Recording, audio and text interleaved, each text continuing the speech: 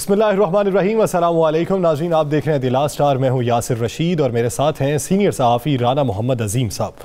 नाज़रीन, सेनेट इंतखाबात, आइनी तरमीम और उस पर सदारती ऑर्डिनेंस, फिर एतराज़ात, अपोजिशन और हुकूमत में लफ्जी गोलाबारी।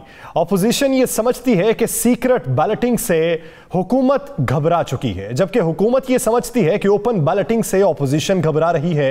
अपोजिशन ने एक जवाब पेश किया है कि सीक्रेट बैलेटिंग हर किसी के लिए मुनासिब है और इजहार आज़ादी राय और वोटिंग का जो हक है वो सीक्रेट बैलेटिंग से ही मुमकिन हो सकता है। अपोजिशन का यह भी मौक़िफ़ है कि हुकूमती अराकीन हुकूमत के साथ नहीं है, जिसकी वजह से हुकूमत ये समझती है कि ओपन बैलेटिंग से हमारे अराकीन हमारे साथ होंगे। वो ये भी कहते हैं कि वो हमारे साथ ही होंगे और इस पर हम एतराज भी सुप्रीम कोर्ट में जमा करवाएंगे और सदारती ऑर्डिनेंस के खिलाफ सुप्रीम कोर्ट में जाएंगे और बाकायदा दरखास्त दायर करेंगे। लेकिन हुकूमत का मौक़िफ़ जो है, हुकूमत ये समझती है कि ओपन बैलेटिंग से शफाफ तरीका कार के जरिए सेनेट इंतखाबात हो सकते हैं। अपोजिशन और हुकूमत की इस लफ्जी जंग में जीतेगा कौन, ये तो वक्त ही बताएगा। लेकिन इस पर बुनियादी एतराज़ात जो अपोजिशन की जानिब से लगाए जा रहे हैं, इसी बारे में बात करने के लिए वज़ीर जेल खाना जात पंजाब फयाजुल हसन चौहान साहब ने हमें ज्वाइन किया। चौहान, शुक्रिया आपके वक्त का। चौहान साहब, आईनी तरमीम करना, उसके लिए पार्लियामेंट का फ्लोर जो होता है उस पर अपोजिशन और हुकूमत मिल बैठ के बहस कर सकते हैं, लेकिन अपोजिशन ये कहती है कि अगर आप सदारती ऑर्डिनेंस लाएंगे तो पार्लियामेंट फाल नहीं रह सकती। अपोजिशन के इस मौक़िफ़ पे आप क्या राय रखते हैं? बिस्मिल्लाहिर्रहमानिर्रहीम। देखिए, बुनियादी तौर पे सदारती ऑर्डिनेंस भी और गवर्नर का ऑर्डिनेंस भी एक आइन का और कानून का हिस्सा है और इसके मुतल्लिक सुप्रीम कोर्ट ने अपनी इस हेयरिंग के अंदर भी, इस केस की हेयरिंग जो चल रही है सब सुप्रीम कोर्ट पे, उसमें भी ये रिमार्क्स दिए हैं कि हुकूमत को जो है वो रोका नहीं जा सकता ऑर्डिनेंस जारी करने से। ये उनका प्रोगेटिव है और एक ऑर्डिनेंस 3 महीने के लिए हुकूमत जो है वो किसी वक्त भी जारी कर सकती है और ये आइन के अंदर बाकायदा तहरीर है, तो ये कोई गैर आइनी इकदाम नहीं है, पहली चीज। दूसरी चीज ये है कि ये जो अपोजिशन है ये बुनियादी तौर पर बुग़्ज़ इमरान खान में इतनी, जिसे कहते हैं ना कि लुथड़ी हुई है कि ये हर उस बात की मुखालफत करेंगे जो इमरान खान साहब और पीटीआई की हुकूमत करेगी। आज इमरान खान साहब कहते हैं कि नवाज शरीफ साहब बड़े दयानतदार आदमी है, फौरन 5 मिनट बाद बेगम सफदर अवान साहिबा का ट्वीट आएगा कि नवाज शरीफ से करप्ट आदमी जो है इस दुनिया में पैदा ही नहीं हुआ।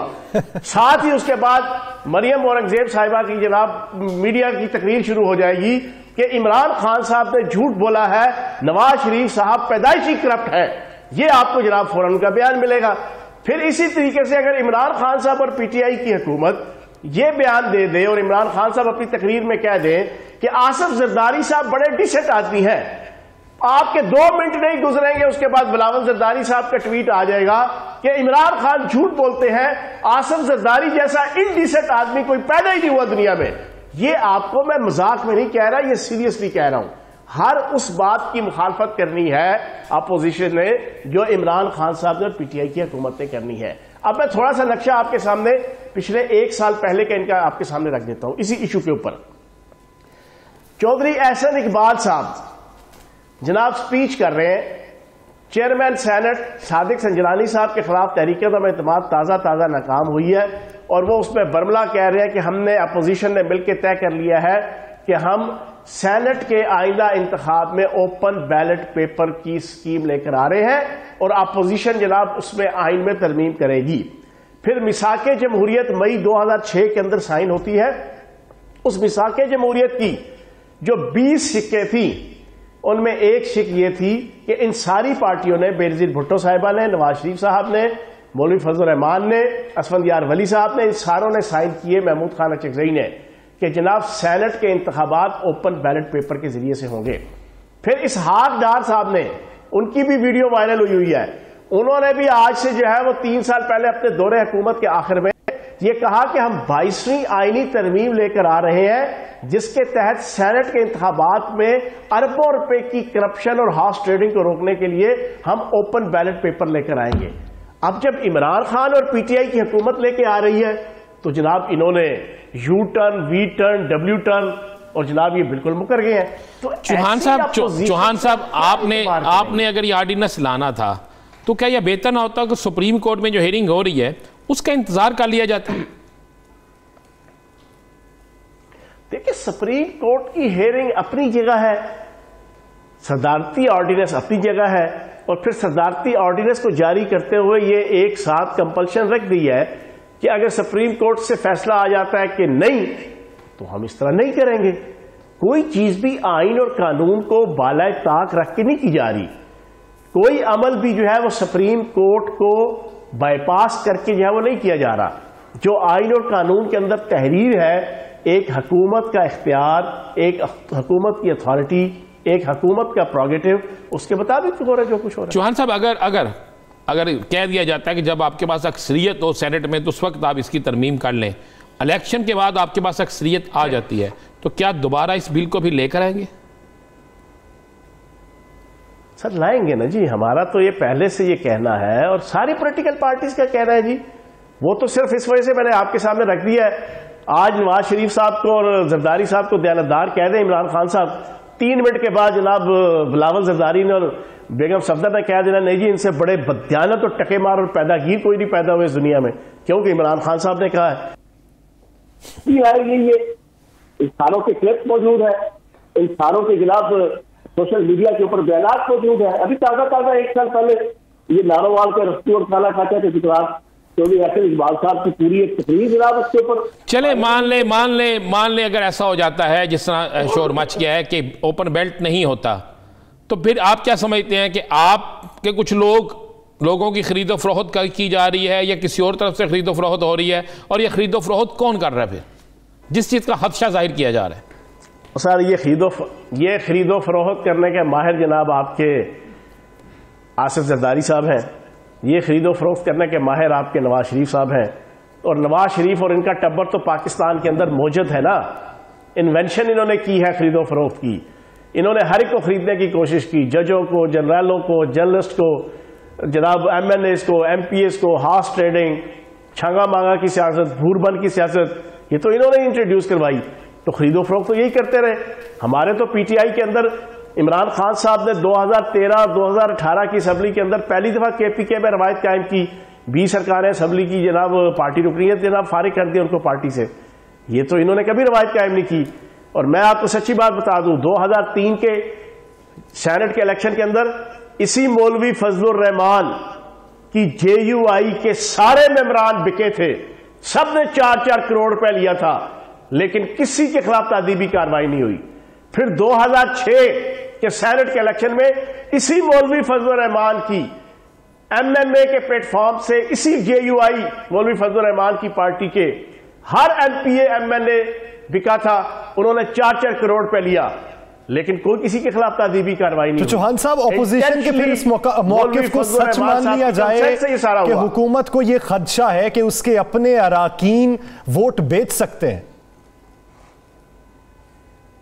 نہیں, خدشے کی بات نہیں ہے. پارلیمانی سسٹم کو پیوریفائی کرنے کے لیے, صاف ستھرا کرنے کے لیے, نیٹ اینڈ کلین کرنے کے لیے, بہتر کرنے کے لیے, سنکرونائز کرنے کے لیے یہ سارا کچھ کیا جا رہا ہے. چوہان صاحب بالکل کیا جا رہا ہے, لیکن یہ کیا جا رہا ہے جو اب کیوں کیا جا رہا ہے؟ آج سے 4 ماہ پہلے کر لیا جاتا, آج سے 6 ماہ پہلے کر لیا جاتا, 1 سال پہلے کر لیا جاتا, تو کیا وہ بہتر نہ ہوتا؟ رانا صاحب میں آج اپنی جناب پریس کانفرنس میں بھی میں نے یہ کہا, دوبارہ آج آپ کے سامنے بھی کہہ دیتا ہوں, مجھے دنیا کے کسی مذہب, کسی الہامی کتاب, کسی شریعت, طریقیت, صوفیت, روحانیت, فقہ کی کتاب بتا دیں. آپ اس صورت نہیں کرنا اگر آپ نے پہلے نہیں کیا ہوا, اور بھائی دیکھیے کسی وقت بھی اللہ پاک کسی کو سوچ دے دے, ہمیں تو بڑی پرانی سوچ ہے یہ. ہاں, کسی کی سوچ پرانی اگر نیکی کے حوالے سے بغض معاملہ میں یا جناب عمران خان صاحب کے بغض میں یا پی ٹی آئی کے بغض میں چینج ہو جائے تو یہ شیطانیت ہے, یہ روحانیت نہیں ہے, یہ اسلام نہیں ہے, یہ دین نہیں ہے, یہ مذہب نہیں ہے, یہ اقدار نہیں ہے, یہ ایتھکس نہیں ہے, یہ ویلیوز نہیں ہے, یہ ٹریڈیشن نہیں ہے, یہ شیطانیت ہے.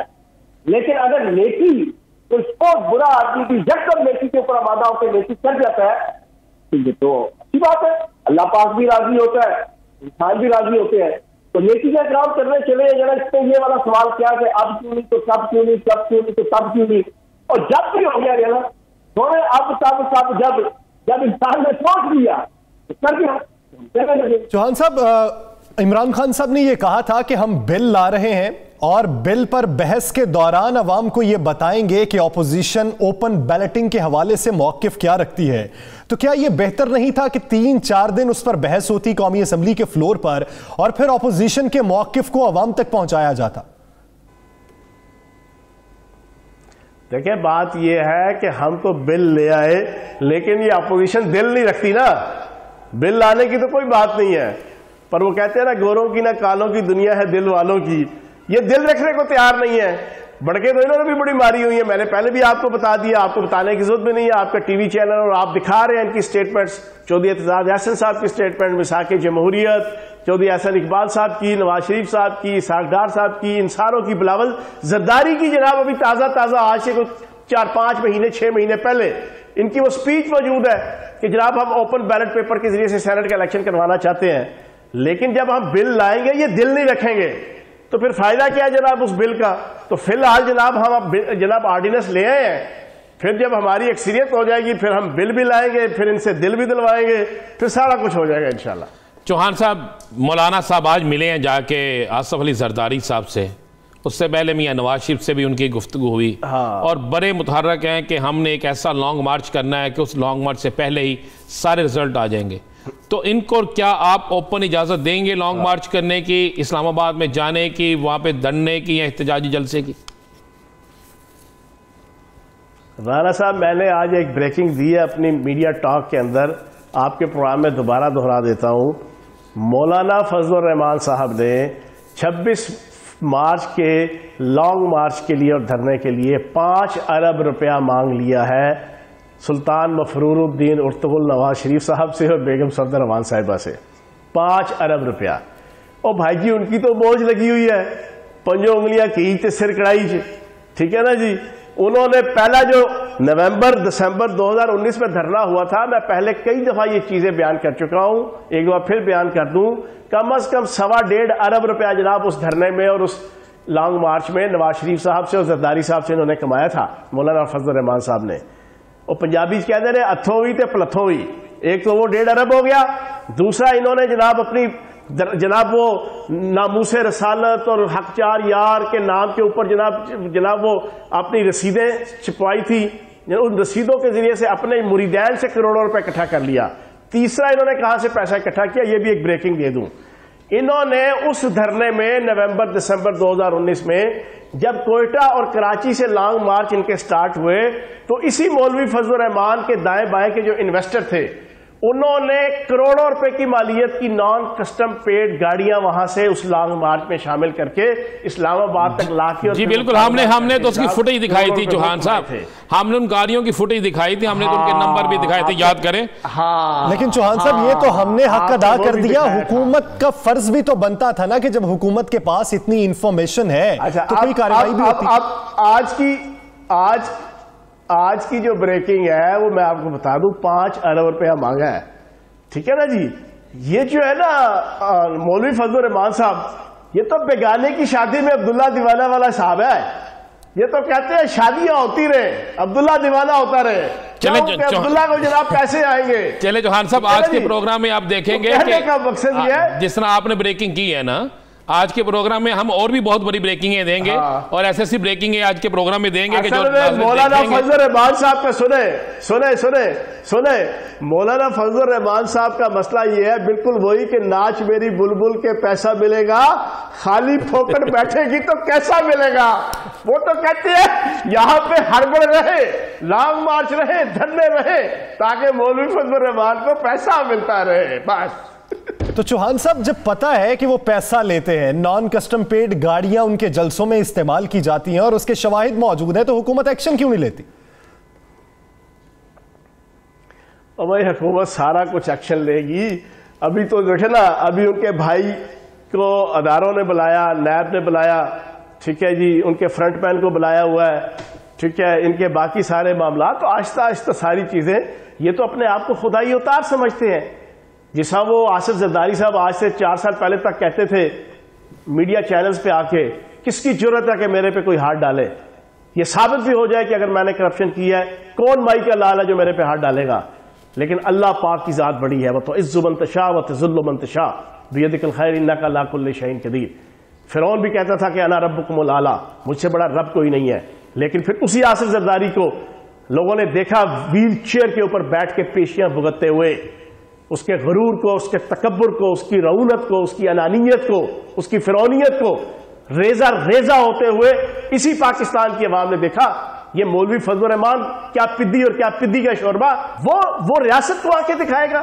یعنی آپ کا موقف یہ ہے کہ رسی ابھی ڈھیلی ہے، کچھ عرصے بعد یہ کھینچی بھی جائے گی اور ان کا احتساب بھی ہوگا، اور آنے والے دنوں میں سینٹ انتخابات پہ اوپن بیلٹنگ کے حوالے سے اپوزیشن کا موقف بھی عوام تک پہنچایا جائے گا۔ بہت شکریہ فیاض الحسن چوہان صاحب اس حوالے وقت دینے کے لیے۔ ناظرین دیگر ایشوز پر بات کریں گے ایک شارٹ بریک کے بعد، اسٹے ود اس۔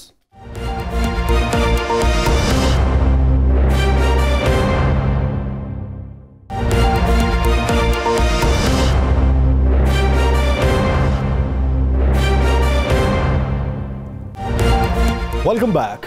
ناظرین، مولانا فضل الرحمان کی مشکلات میں کمی واقع نہیں ہو رہی۔ وہ پرانے رفقا، وہ پرانے ساتھی جو برسوں پہلے تحریک کے ساتھ جڑے، جنہوں نے تنظیم سازی میں مولانا کا ساتھ دیا، لیکن پھر نظریات میں اختلاف پیدا ہوئے اور الگ ہو گئے۔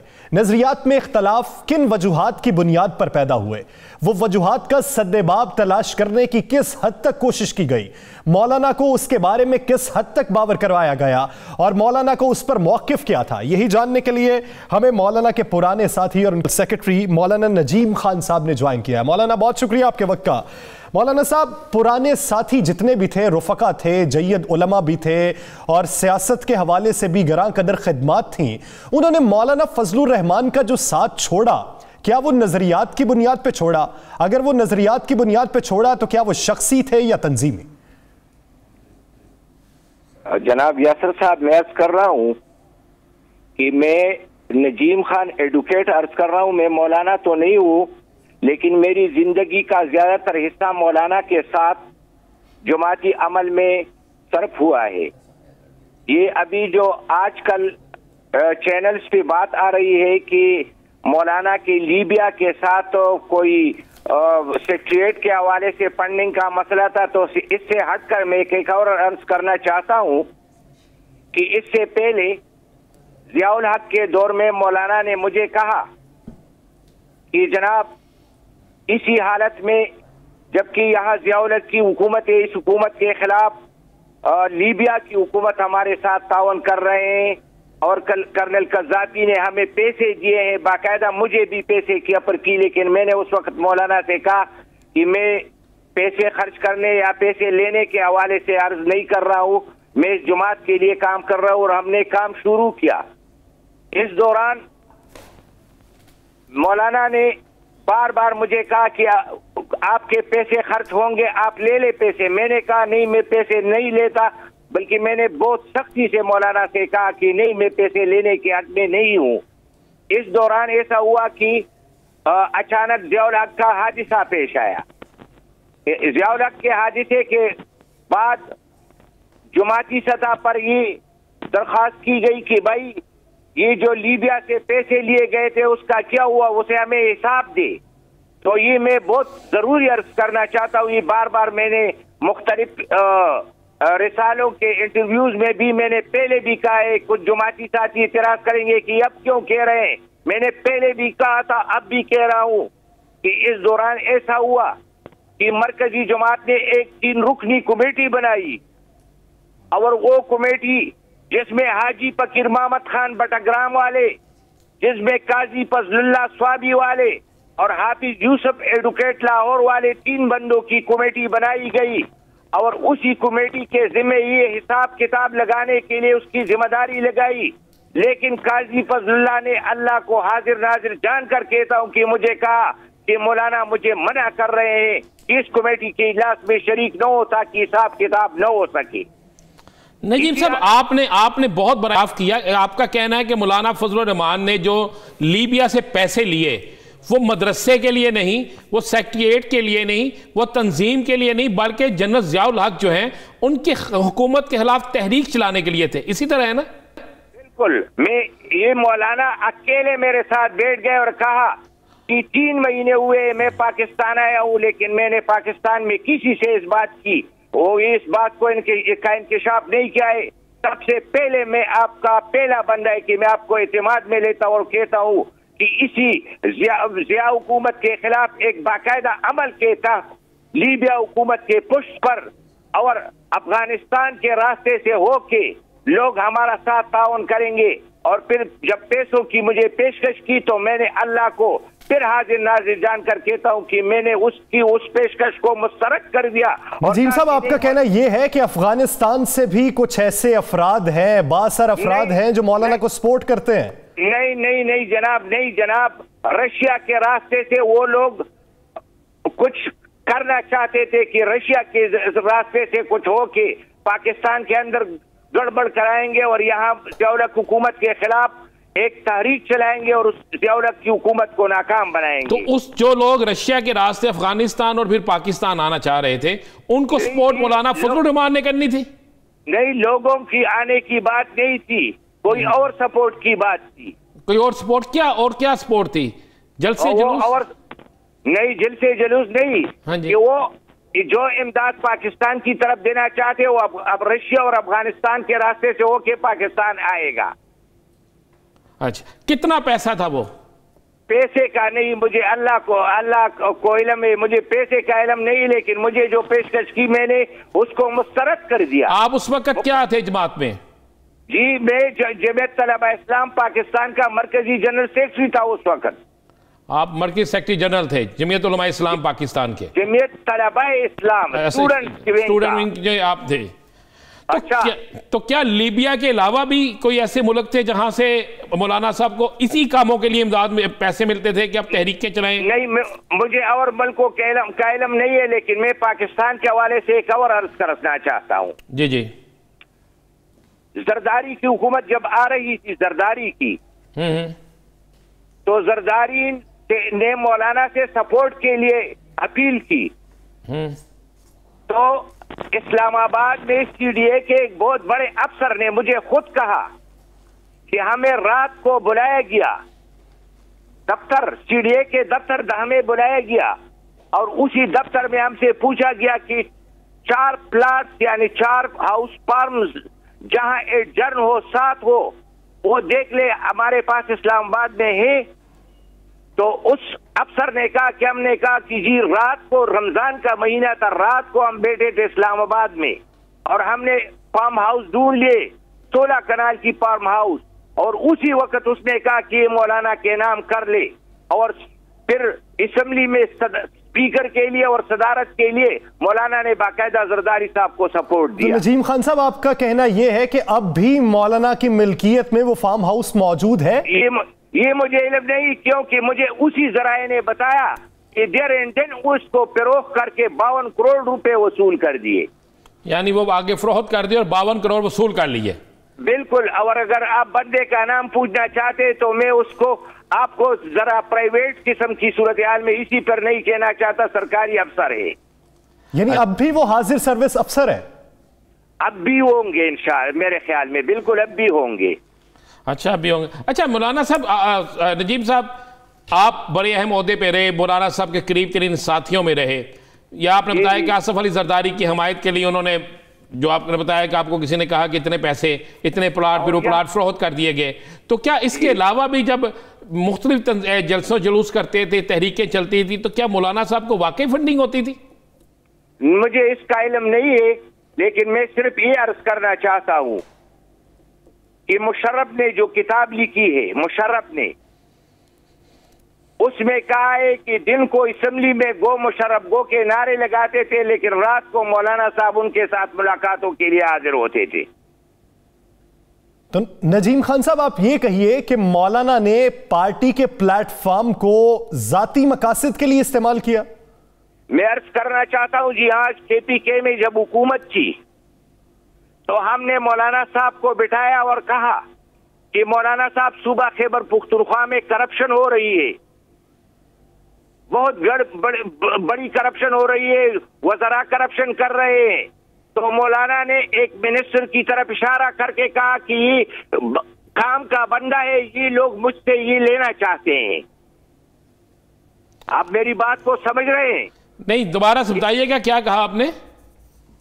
وزراء کرپشن کر رہے تھے تو مولانا سے ہم نے بار بار احتجاج کیا کہ مولانا اسلام کے نام پر لوگوں نے آپ کو ووٹ دیا تھا. بلکہ ایک اور عرض کروں, یہاں کمشنر ہاؤس, کمشنر کے بنگلے میں شریعت کونسل کا دفتر بنایا گیا تھا, اور شریعت کونسل کے دفتر میں یہ شریعت کے نفاذ کے لیے کوشش کر رہے تھے. لیکن آپ یقین کریں کہ وہاں کمشنر کے دفتر میں جو لیٹرین بنائے گئے تھے, اس لیٹرین کی منہ جو تھی وہ قبلے کی طرف تھی.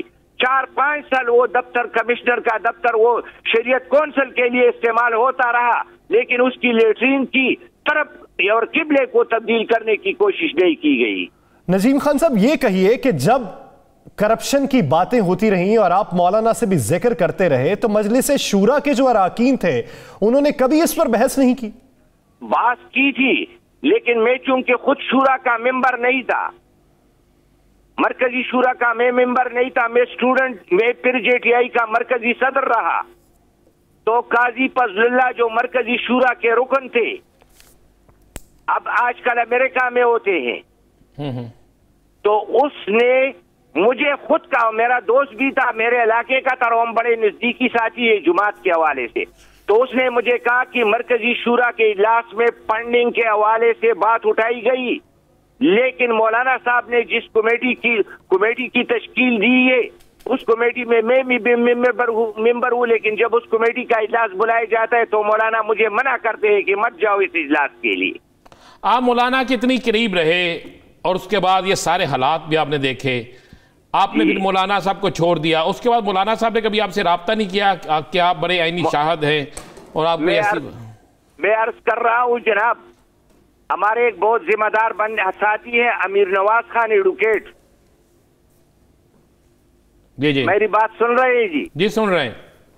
امیر نواز خان ایڈوکیٹ نے کہا کہ صدر زرداری کے دور میں مولانا صاحب ایک بار یہ جو حج کے ویزے ہوتے ہیں, حج کے یہ حج کے ویزے مولانا 10,000 ویزوں کا کہہ رہے تھے کہ مجھے 10,000 بندے میرے بھیجنے ہوں گے. ان لوگوں نے کہا, یوسف رضا گیلانی نے اور زرداری نے کہ یار 10,000 کوٹا تو ہمارا نہیں ہے. یہ ناراض ہو کر چلے گئے, اور پھر بقول امیر نواز خان کہ 7,000 کا کوٹا, 7,500 کا کوٹا دے کر اس کو راضی کر لیا گیا. تو یہ کہ اپنے کارکنوں کو بھیجتے تھے حج پہ؟ یہ نہیں, یہ مختلف وہ کیا کہتے ہیں, وہ ٹریول ایجنٹس جو ہوتے ہیں جو لوگوں کو حج پہ بھیجتے ہیں, 20,000 سے 24,000 روپے پر ہیڈ پر وہ منافع لیتے تھے. یعنی کمیشن لیتے رہے, یہ اپنا کوٹا لینے کے بعد حج ٹور آپریٹر سے یہ کمیشن لیتے رہے؟ یہ مجھے کمیشن کا مجھے علم نہیں ہے, لیکن کوٹا ان کا ہوتا, اور لوگ بیچتے تھے 20,000 روپے سے 22,000 روپے 24,000 روپے, اس پر ایک بندے کے حوالے سے اس میں کمائی ہوتی تھی اس ایجنٹ کو. یعنی یہ بھی کام ہوتا رہا اس جماعت کے اندر. مولانا صاحب کے اور کون کون سے قریبی ساتھی ہیں جو مولانا صاحب کے ان کاموں میں ان کا ساتھ دیتے تھے, جو ان کاموں میں بالکل ساتھ ہوتے ہیں؟ بہت کم ہوں گے, اگر ہوں گے تو وہ آج کل بھی ان کے اپنے ساتھی ہیں. میں یہ بھی عرض کرنا چاہتا ہوں رانا صاحب کی اسی حالت میں جبکہ یہ دور چل رہا تھا, تو آج امیر نواز خان ایک بندے کو لے گئے تھے اسلام آباد, تو اسلام آباد جب یہ لے گئے کہ میرے لیے حج کے جانے پر کوئی پروگرام بنا لے, تو ایسا ہوا کہ واپسی پر امیر نواز خان میرے ہاں ٹھہرے رات کو, تو کہہ رہے تھے کہ یہ بندہ جب جا رہا تھا اسلام آباد تو یہ پل الرحمان کا ساتھی تھا, لیکن اب جب واپس آئے تو مایوس ہو کر آپ کا ساتھی بن گیا ہے, کیونکہ کسی نے اس کی سنوائی نہیں کی. یعنی آپ کے نزدیک مولانا فضل الرحمان نے پارٹی کو ذاتی مفاد کے لیے استعمال کیا, اس کے علاوہ وہ زرداری صاحب کو حمایت کی یقین دہانی کے بعد اس کے عوض کچھ جگہ بھی انہوں نے ایکوائر کی اور پھر اسے بیچ کر منافع بھی کمایا. یہ سنگین الزامات ہیں اور آنے والے وقت میں مولانا فضل الرحمان کو ان کا جواب بھی دینا پڑ جائے گا. بہت شکریہ نجم صاحب اس حوالے سے اپنا وقت دینے کے لیے. ناظرین آگے بڑھیں گے اور بات کریں گے مولانا فضل الرحمان کی. آصف علی زرداری صاحب سے آج اہم ملاقات ہوئی ہے اور اس ملاقات میں کون سے اہم امور پر بات چیت ہوئی. سننے میں یہ بھی تھا کہ مولانا فضل الرحمان آصف علی زرداری سے کچھ نالا بھی ہیں, نواز شریف صاحب سے بھی اختلافات تھے, کچھ تحفظات تھے, دور کرنے کی یقین دہانی بھی کروائی گئی, لیکن آج کی ملاقات میں ڈیولپمنٹ کیا ہوئی رانا صاحب سے جانیں گے. رانا صاحب, آج مولانا نے آصف علی زرداری صاحب سے کیا مطالبہ کیا؟ دیکھیں دو چیزیں ہیں میرے پاس جو اطلاع ہے. ایک تو مولانا نے جا کے آصف علی زرداری کو میاں محمد نواز شریف کا پیغام پہنچایا اور مریم کی طرف سے ناراضگی جو تھی اس کا بھی پیغام پہنچایا گیا, اور اس کے بعد مولانا فضل الرحمان جو ہیں یعنی آج میسنجر کا رول ادا کیا. آج پھر انہوں نے کہا کہ جناب آصف علی زرداری صاحب, بے شک حکومت آپ لے لیں, ہمیں کوئی اعتراض نہیں, مسلم لیگ نون کو کوئی اعتراض نہیں, لیکن حکومت کو گرانا ہر صورت پہ. انہیں یہ لالچ دی گئی کہ حکومت کو ہر صورت میں گرانا ہے, چاہے حکومت پاکستان پیپلز پارٹی لے لے. پھر ساتھ میں یہ بھی کہہ دیا میرے پاس جو اطلاع ہے کہ جناب اگر میں سینٹ کا الیکشن لڑتا ہوں تو پیپلز پارٹی کیا سپورٹ کرے گی. یہ میں آپ کو بالکل مصدقہ بات. اچھا زرداری صاحب بھی بڑے, آپ کو پتا سیاستدان ہیں, انہوں نے بڑی اچھے سے کھیلنا ہے. میری اطلاع ہے کہ زرداری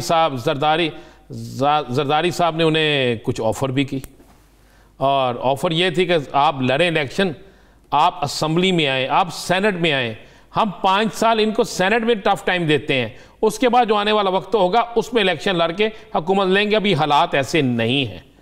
مولانا صاحب اس پر مطمئن تو نہیں ہوئے, لیکن میری اطلاع کے مطابق جو ذرائع نے اطلاع دی ہے, مولانا فضل الرحمان جو ہیں انہوں نے آصف علی زرداری کو پھر یہ کہا کہ آئیں چلیں اس طرح کر لیں, زرداری صاحب استعفے کب دینے ہیں. زرداری صاحب نے استعفوں کے معاملے پہ کوئی ہاتھ نہیں پکڑا ہے.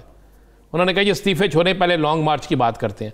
تو مولانا نے کہا جی لانگ مارچ پھر تھوڑا سا لمبا کریں گے اور وہاں بیٹھیں گے اور وہاں پہ کم از کم 5 دن کا دھرنا دیں گے. لیں آپ کو میں بتا دوں, اس بات پر بھی آصف علی زرداری نے انکار کر دیا, بالکل واضح انکار کر دیا.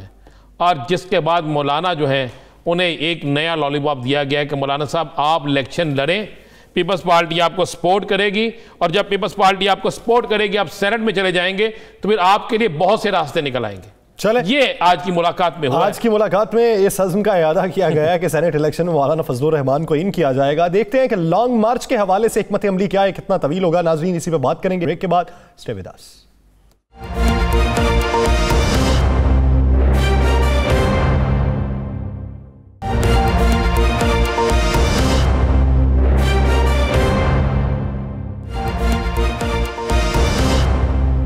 Welcome back. ناظرین, لانگ مارچ کتنا طویل ہوگا, اس کی عزم کا اعادہ تو کچھ کیا مولانا نے آصف علی زرداری صاحب کے سامنے, لیکن آصف علی زرداری صاحب کی طرف سے کوئی پازیٹیو رسپانس نہیں آیا کہ یہ اتنا طویل ہو سکتا ہے. پاکستان مسلم لیگ نون اور جمعیت علماء اسلام اس حوالے سے کیا موقف رکھتی ہے, اور پاکستان پیپلز پارٹی اس کی بجائے تحریک عدم اعتماد پہ کتنی بضد ہے؟ رانا صاحب سے جانتے ہیں. رانا صاحب, لانگ مارچ اگر کرنا ہے تو جو پہلے اسٹریٹجی بنائی گئی تھی, مختلف شہروں سے نکلیں گے, جیم پیک کریں گے, پھر اسلام آباد پہنچیں گے اور پھر مؤخر کر دیا جائے گا, کیا یہی اسٹریٹجی ہے یا پھر اس کو طول دینے کا ارادہ کیا گیا؟ نہیں جی, اس کو طول دینے کا ارادہ کیا گیا, لیکن طول دینے کے حق میں کسی صورت میں بلاول نہیں ہے. نہ آصف علی زرداری ہے نہ بلاول ہے.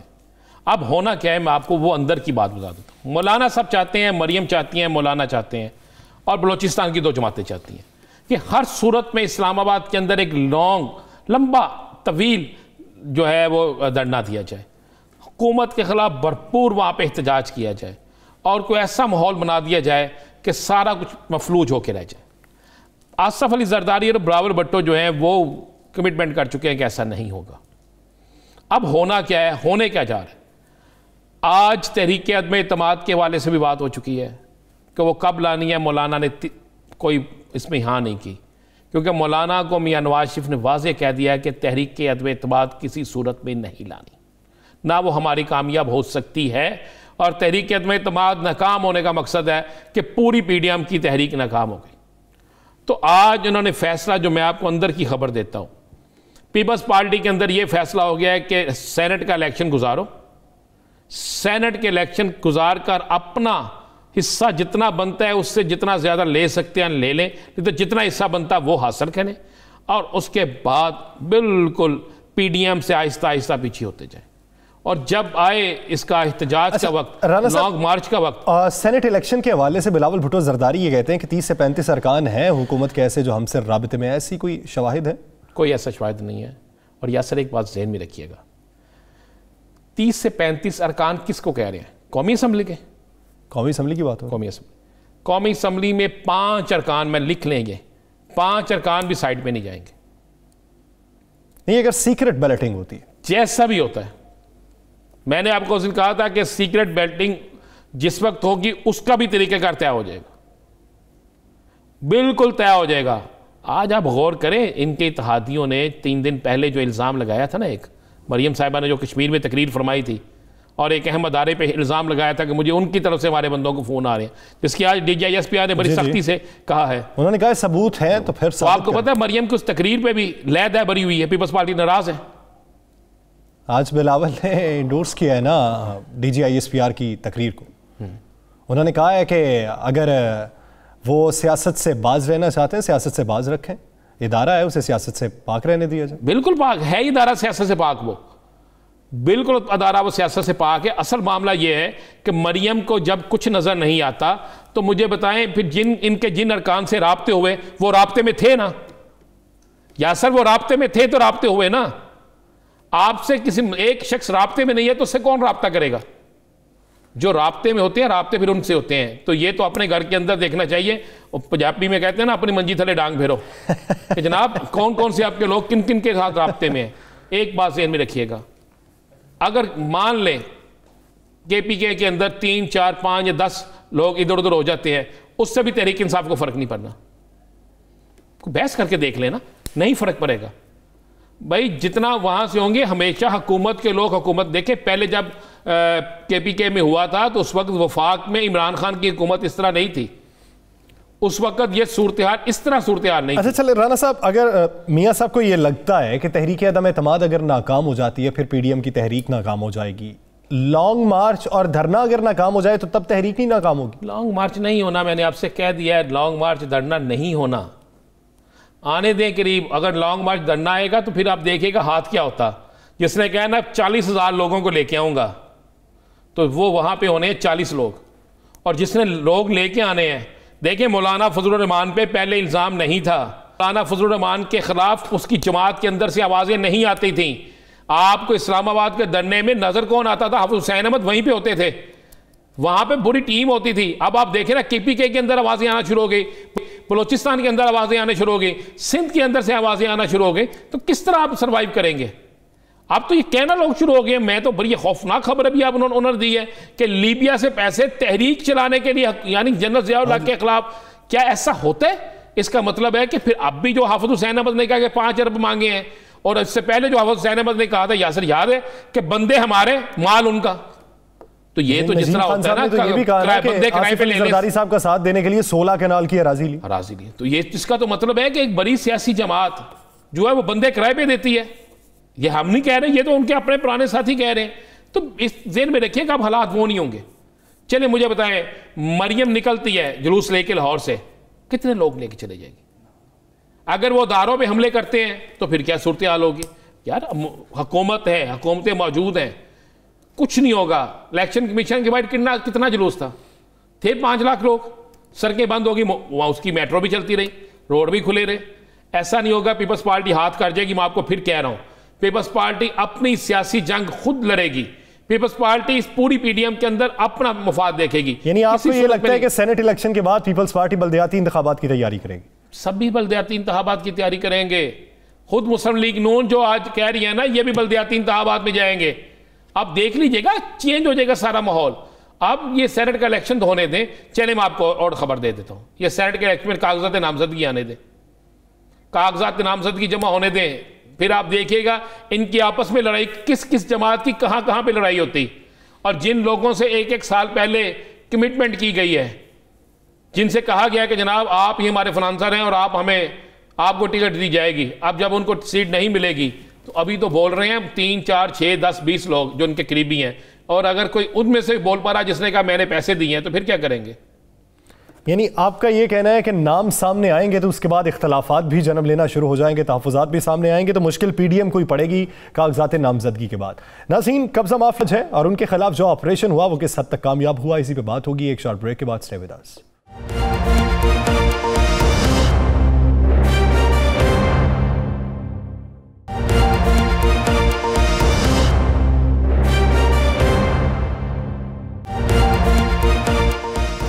Welcome back. नाज़रीन, वज़ीर-ए-आज़म इमरान खान ने आज उलमा मुशाइख कॉन्फ्रेंस से खिताब किया और खिताब का महवर ये था कि आज से पहले जो कौमें थीं वो इसलिए तबाह हुई कि वो इंसाफ को कायम नहीं कर सकीं। अदल व इंसाफ जिस मुआशरे में कायम नहीं रहता वो कौमें तबाह हो जाती हैं। उनका ये कहना था कि अदल व इंसाफ मुआशरे में कायम रखना किसी एक फ़र्द की ज़िम्मेदारी नहीं है बल्कि मजमूई तौर पर कौम की ज़िम्मेदारी है। उनका यह भी कहना था कि अगर कोई गाय और भैंस चोरी करता है तो कौम पे कोई फर्क नहीं पड़ता, लेकिन अगर मजमूई तौर पर बड़े लोग वहां पर करप्शन करने लगे और उन पर हाथ ना डाला जाए तब कौमें तबाह होती हैं। इसी अज़्म को लिए कब्जा माफिया के खिलाफ ऑपरेशन शुरू किया गया और बिला तफरीक किया गया, सियासी रोक टोक के बगैर किया गया। वो किस हद तक कामयाब रहा, इस दौरान कौन से हकाइक मंजर आम पे आए, राना साहब से जानेंगे। राना, अब तक की जो रिपोर्ट्स थी उसके मुताबिक अपोजिशन का सिर्फ एक मौक़िफ़ था कि कब्जा माफिया के खिलाफ ऑपरेशन के नाम पर सियासी इंतकाम का निशाना बनाया जा रहा है, लेकिन आपके पास भी फैक्ट्स एंड फिगर्स हैं कि कौन कौन से अफराद जो हुकूमत से भी वाबस्ता थे, PTI के भी थे, उनके खिलाफ भी ऑपरेशन हुआ। तो ये इस ऑपरेशन के दौरान हकाइक के मंजर आम पे आए कि ये नेटवर्क स्टैब्लिश कैसे होता है और पैसों की रेल पेल किस तरीके से होती है। यह सर बड़ी खौफनाक रिपोर्ट है। इस रिपोर्ट में तो कहा गया है कि सूबा सिंध के अंदर सरकारी अराजी, सूबा सिंध के अंदर वफाकी हुकूमत की सरकारी अराजी, सूबाई हुकूमत की सरकारी अराजी, लोगों की प्रॉपर्टी पर कब्जा इस कदर है कि उसमें सियासतदान, पुलिस, ब्यूरोक्रेट सब मुलवस। बल्कि कराची के अंदर लिखा गया है कि 6 SP ऐसे हैं, पुलिस अफसरान ऐसे हैं जो रोजाना की बुनियाद पर लाखों रुपए लेते सिर्फ कब्जा माफिया से हैं, जो कब्जा छुड़ाने और कब्जा कराने के पैसे लेते हैं। बाकी शहरों के मुतालिक तो लिखा है कि वहां पे पूछने वाला कोई नहीं, ये भी लिखा है कि वहां पे ऑपरेशन कामयाब नहीं हो सकता। ये मैं आपको बता रहा हूं। पंजाब के हवाले से भी, चूंकि KPK और बलोचिस्तान में इतनी रेशो ऐसी नहीं है, पंजाब के हवाले से कहा गया है कि पंजाब के अंदर जो अरबों नहीं खरबों रुपए की सरकारी जमीन है उन पर कब्जा, उन पर इमारतें बनना, PT1 बनना, उनकी मुंतकिली होना, उनके जाली कागजात बनना, वहां पे हाउसिंग सोसाइटीज बनना, फिर हाउसिंग सोसाइटीज बनने के बाद उनको सरकारी कनेक्शन, वापडा, सुई गैस, वासा, इनके मिलने में उनका बाकायदा एक माफिया है। पंजाब के अंदर 72 पुलिस अफसरान के नाम है, 72, इसमें 113 पटवारियों के नाम है, जिसमें लाहौर शहर के सारे पटवारी हैं, तमाम पटवारियां जो जिसमें, और लिखा गया है कि इन पटवारियों की तैनाती जो है इतने तगड़े हाथों से होती है कि उनके खिलाफ कोई चाहे भी तो कुछ नहीं कर सकता। ब्यूरोक्रेट्स में से 6 सेक्रेटरी, 80 से जायद बड़े ब्यूरोक्रेट्स के नाम मौजूद हैं, 113 सियासी अफराद के नाम मौजूद हैं। ये मेरी रिपोर्ट नहीं, हुकूमत की रिपोर्ट। राना साहब, क्या नए पाकिस्तान में कब्जा माफिया से जान छुड़ाई जा सकी? आपने आज का ऑपरेशन देखा है ना इस्लामाबाद में? जी बिल्कुल देखा है। अब वो देखिए कि कैसी तोड़ फोड़, और क्या ऐसी नज़ीर मिलती है कि अदालतें ताहुक्म सानी बंद कर दी जाए? देखें आज जो हुआ इस्लामाबाद में बड़ा खौफनाक हुआ। मैं तो चाहूँगा कि जहाँ पर आज़ादी इजहार की बात कोर्ट्स के अंदर होती है, वहाँ पर आज़ादी फैसलों के हवाले से कोर्ट्स में जो वकला की तरफ से हुआ है, चंद वकला की तरफ, सारे वकला नहीं, बड़े अच्छे वकला हैं, उस पर भी एक्शन लेना चाहिए। और आज जो हुआ है ये बड़ा बाइस अफसोस है यासर। और आज अभी मैं देख रहा था कि तर्जमान का बयान भी था कि मुकदमा दर्ज हो गया, गिरफ्तारियां हो गई, 21 नामजद, 4 मुझे नहीं लगता, अल्लाह करे गिरफ्तारियां हो। और मैं समझता हूं कि वकला की क़यादत को खुद इस पर एक्शन लेना चाहिए। यासर हम तो चलते हैं कब्जा माफिया की तरफ। देखें कब्जा माफिया के हवाले से जो रिपोर्ट है उसमें यह कहा गया है कि सियालकोट, लाहौर, गुजरांवाला सिर्फ 3 शहर हैं जहां पे कब्जा माफिया के खिलाफ ऑपरेशन कामयाब हुआ है। इसमें कहा गया है कि एंटी करप्शन ने बेहतरीन कारकर्दगी दिखाई है। उसमें DG एंटी करप्शन का बड़ा जिक्र किया गया है कि गौहर नफीस ने बड़ी अच्छे कब्जे छुड़ाए हैं, बड़ी अच्छी कारकर्दगी है उनकी और उन्होंने बिला तफरीक की है। उसके बाद CCP और लाहौर और IG पंजाब की बड़ी तारीफ की गई है। आपको पता ना लाहौर में कल भी प्लाजे गिराए गए हैं। जी जी। प्लाजे बन किस तरह गए?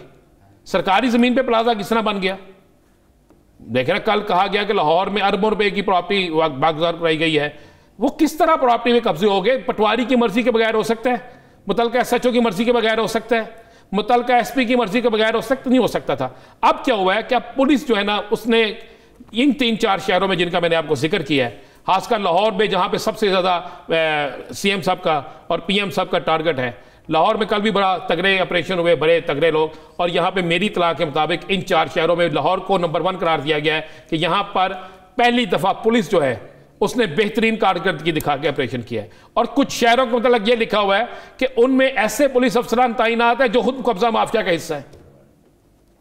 اور آپ کو پتہ ہے رانا صاحب افسوس کی بات نہیں ہے, یہ جو قبضہ مافیا کے خلاف آپریشن ہو رہا ہے یہاں پہ قبضہ کیا ہے 1-2 سال سے ہے, نہیں ہے 30 سال سے قبضے ہیں. یہی وہ کہہ رہے ہیں کہ پٹواری ساتھ ملا ہوتا تھا, پولیس والا ساتھ ملا ہوتا تھا, بیوروکریٹ ساتھ ملا ہوتا تھا, نائب تحصیلدار قانون کو سب ساتھ ملے ہوتے تھے. یاسر یہ جو میں نے آپ کو تعداد بتائی ہے کون کون کتنے کتنے ملوث ہیں, یہ ان کی رپورٹ ہے, ان کی رپورٹ کے مطابق ہے.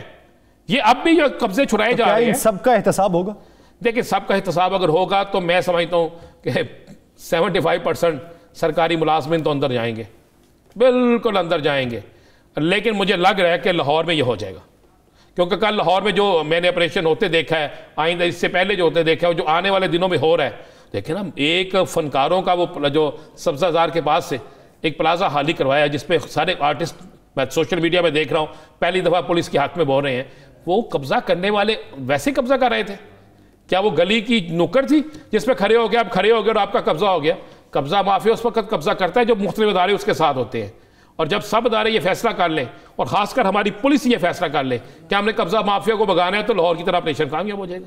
یہ اتنی سی بات ہے. یس امید کرتے ہیں کہ جس طرح کے دعوے کیے جاتے ہیں, جس طرح کے بیان دیے جاتے ہیں کہ قبضہ مافیا سے چھٹکارا ممکن بنایا جائے گا اور کسی کو سیاسی انتقام کا نشانہ نہیں بنایا جائے گا, بلکہ حقائق کو مد نظر رکھتے ہوئے یہ سب ایکشن کیے جائیں گے اور قومی مفاد میں کیے جائیں گے, تو انشاءاللہ پاکستان بہتری کی جانب بھی گامزن ہوگا اور مثبت تبدیلی بھی دیکھنے کو آئے گی. ناظرین دی لاسٹ آور سے مجھے اور رانا عظیم صاحب کو دیجیے اجازت. اللہ نگہبان.